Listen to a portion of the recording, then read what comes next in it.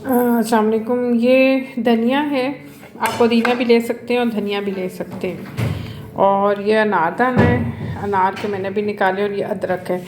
इसको आप तीनों को आप ग्राइंडर में डालें और उसकी चटनी पीस लें, थोड़ा पानी डाल के, नमक नहीं डालना।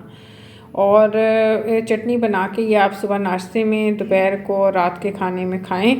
तो ये इससे आपके हार्ट के लिए ना एक टॉनिक है, ठीक है। और हार्ट की जो वॉल्स बंद होते हैं उनको खोलने में ना ये चटनी बहुत ही फ़ायदेमंद है।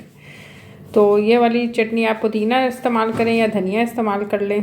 तो ये आप चटनी बना के अपने हार्ट के लिए आप ये यूज़ करें। तो अच्छा सा वीडियो अच्छी लगे अच्छा सा कमेंट करें और चैनल को सब्सक्राइब करें। मुझे इजाज़त दीजिए। अल्लाह निगहबान।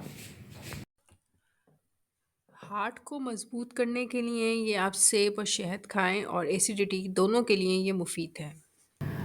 और दूसरा आपको मैं इसका जो एसिडिटी का है, जिन लोगों को एसिडिटी की प्रॉब्लम है वो एक सेब खाएं या आधा सेब खाएं और उसके साथ आपने कोई सा भी शहद हो, ठीक है, वो आपने सेब के साथ, सेब के ऊपर डाल के, सेब के पीसेस के ऊपर डाल के आप शहद 1 चम्मच या आधा चम्मच शहद डाल के खा लें। और थोड़ी देर तक आपने कुछ नहीं खाना।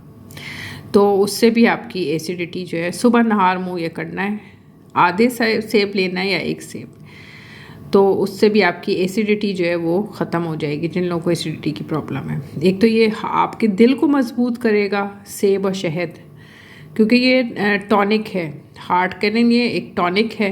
तो ये दिल को भी मजबूत करेगा और आपकी एसिडिटी, मैदे की सारी प्रॉब्लम्स भी ठीक हो जाएंगी। Thank you. अल्लाह हाफ़िज़।